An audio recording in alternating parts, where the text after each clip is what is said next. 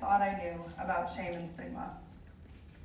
I chose to tell my story because for the longest time I didn't believe that it was valid, that my experiences were not as real or as dire as the struggles that others had. Throughout my struggles with mental health, I never found a home within a specific diagnosis. I've been squeezed between classifications and treatments, pills and practices, and I know now that even though it required patience and grit, the process of finding my way to manage my mental health was worth the time and effort. I want to share my story in hopes that someone listening can find validation that whatever they're experiencing is real and it matters. So here we go. Fitting with the title for tonight, here's my story of struggle, depression, self-doubt, irrationality, disaster, triumph, healing, and purpose. In my life, I've experienced 3 depressive episodes and 1 manic episode. For the sake of time, I want to share just the most recent chapter of my story. Right before my freshman year of college, I was at my peak in terms of holistic wellness. I started a health plan and lost a lot of weight. I got 5th place nationally for a market research project I did, and I went on a life-changing backpacking trip with my best friends from my church. When starting at Luther, I had high self-confidence and I felt completely capable of starting college. The success I found my senior year of high school carried into fall semester.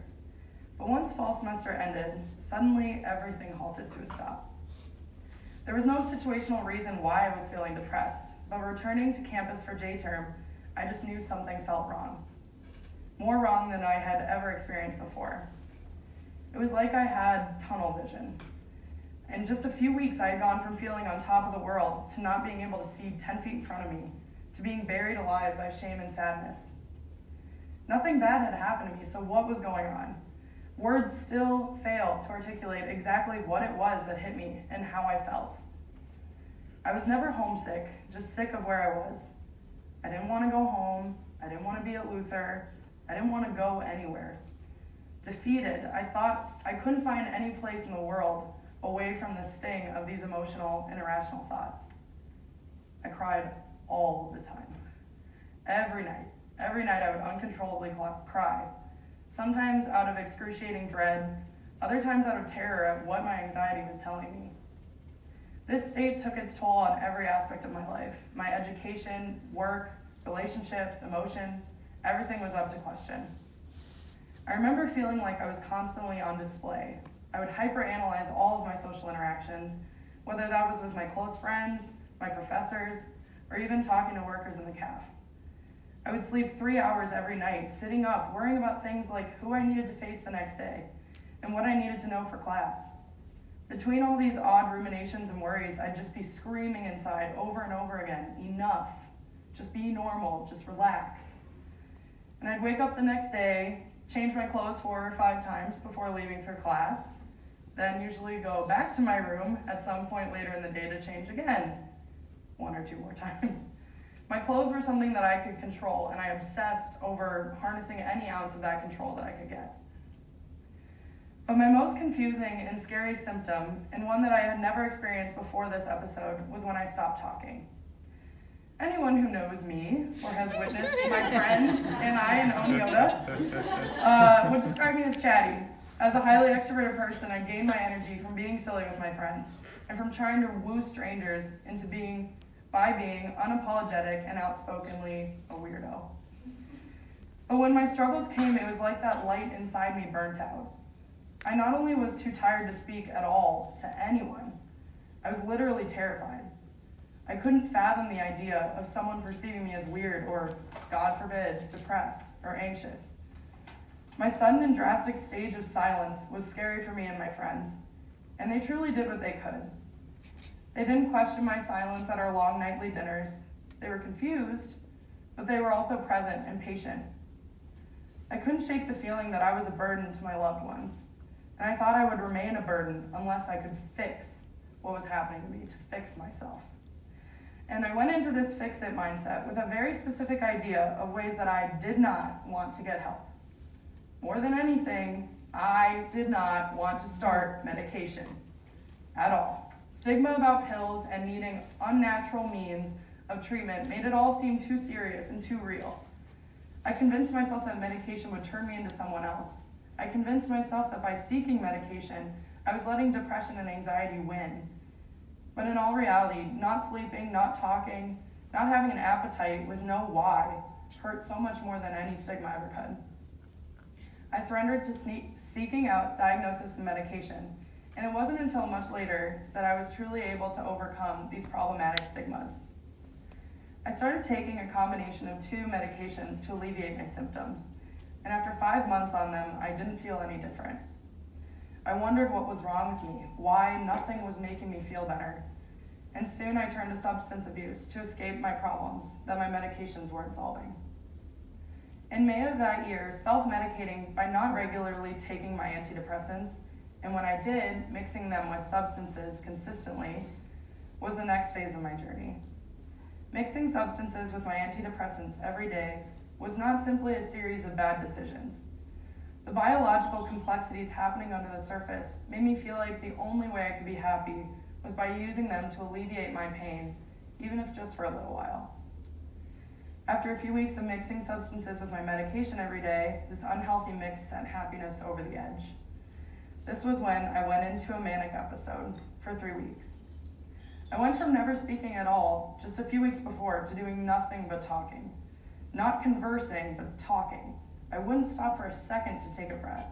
I wouldn't wait for people's responses, and I would stay up for hours at night writing down ideas. That's when those around me realized my mental health troubles were coming back in a different costume this time. I went from irrationally second-guessing myself to a state of amped-up confidence and nonstop hyperactivity, which I didn't see as an issue at the time. I was finally not only happy, but super happy. So why were my friends' family so concerned? Soon this episode brought me to the point of no longer being able to perform my summer job. I'm still healing from being asked to leave my job and to get treatment. I still struggle with forgiving myself for my personal responsibility and decisions that put my fragile mental health in jeopardy. But the fact of the matter is, getting tripped up on blaming myself for having these different symptoms got me nowhere. And abusing substances was a symptom. After this second drastic and sudden mental health crisis in just 6 months, I didn't even want to think about revisiting medication options, seeing as they seemed to only hurt more than help the first time. My mental health professional helped me to realize that they were just the wrong pills for me, but that finding the right ones could help me greatly in managing my health.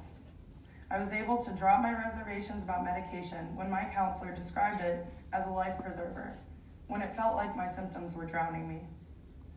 We would never view someone wearing a life jacket in an aggressive ocean tide as weak. They just need help to stay on the surface. So why did I think using medication as a way to stay on my surface made me weak?